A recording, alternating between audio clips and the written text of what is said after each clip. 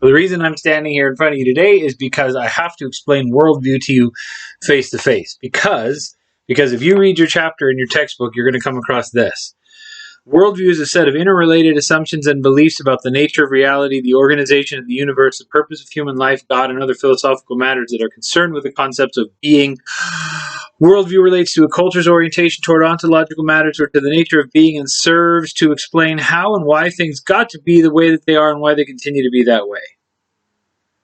I don't know about you, but I had to break my dictionary out with that definition because that definition was singularly unhelpful. So, I'm going to spend the next couple minutes hopefully breaking that down for you in a way that is actually useful to students in college. So, the idea is worldview. We're going to spend the next 2 weeks looking at worldview. This week, looking at what a worldview is and how that affects your culture and communication. Next week, specifically looking at religion as a worldview and how religion as a worldview can have a major effect on your communication and culture. So I want to start with the word itself, worldview, right? It doesn't mean that I'm up there in space and I have a camera and I'm taking a picture of the planet. Unless you're a flat earther, then I'm taking a picture of the disk that is the Earth because I'm trying to respect everybody's ideas. That's not what we're talking about. What we're talking about is this. When they use the word world, they mean everything that you see, experience, are involved in, your culture, your communicative style, yourself, your relationships, your ideas, all of it. There was no more complete word in English for sociologists, anthropologists, whomever came up with the term to get at than to use the word world. So think world as everything in your experience. World and then view. This is simple. Not the not the show with Whoopi Goldberg and all of them in the States, but the idea of the view that you have of your world. And I don't mean just physically. If we were talking about that, we would just describe physical realities. I look outside my window, and as it's early January, I see snow. Yay. Right? We're not talking about that. What we're talking about is the way in which you view, or here, if I had a chalkboard, I would do this, put in parentheses, I'd say the way in which you view or understand your world, right? The way in which you see the things that you experience in your everyday life, and then how those things get into your head and make sense in your head, because we are creatures. Human beings are creatures that are bent on making things make sense.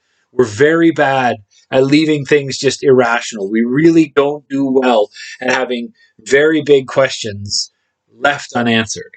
So, what a worldview then is the way that you as a human being who is raised in culture, who has learned how to communicate, who is high context or low context or high uncertainty avoidance or any of those things we've talked about in the last couple of weeks, especially before reading break, how you as a particular human being have these beliefs and ideas and thoughts in your head that once you take information in, help you make sense of the world in which you're living.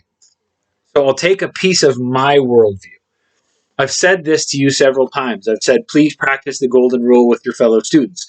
That is an actual and important part of my worldview. I inherited it from the way that I was raised. I was raised by parents who practiced a certain religion, and they pushed this notion of treating others the way that you would have them treat you. Now, whether I practice the religion I was raised with or not doesn't so much matter. What matters is that idea, that notion of the golden rule of treating others as I would have them treat me has become foundational and fundamental to who I am as a person, who I am as a human being, and how I interact with other people around me. So it is a belief. It does not have any physical reality. It is not a thing that I can pick up and hold in front of you and say, hey, here's this thing that I believe that's part of my worldview. What it is it's an idea. Right? It's a framework. It's a set of glasses, if you will.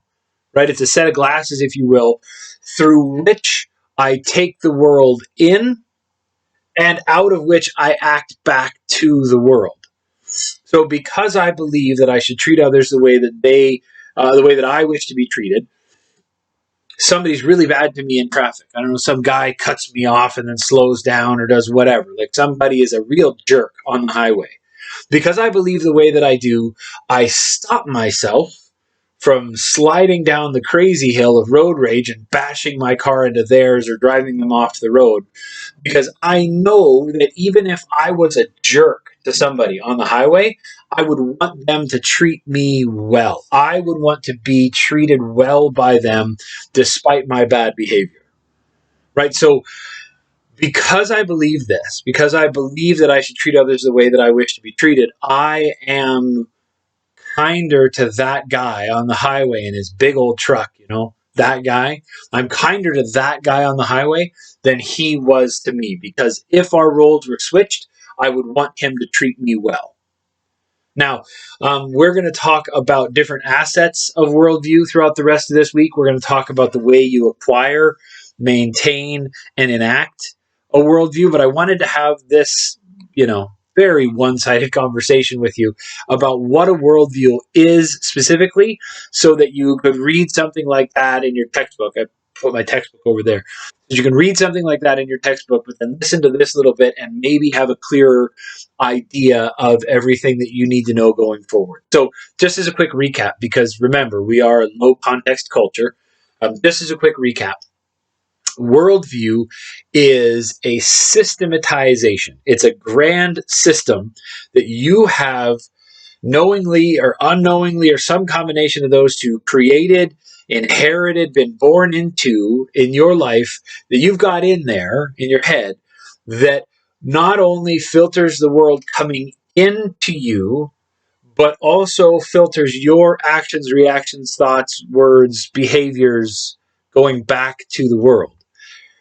Arguably, worldview is one of the single most important influencers of your culture and your communication style. And we'll get to exactly what I mean by that as we move forward. But hopefully this clears things up. If not, just blame the guy in the white shirt, because he's the one that got it all fuzzy anyway. Thank you.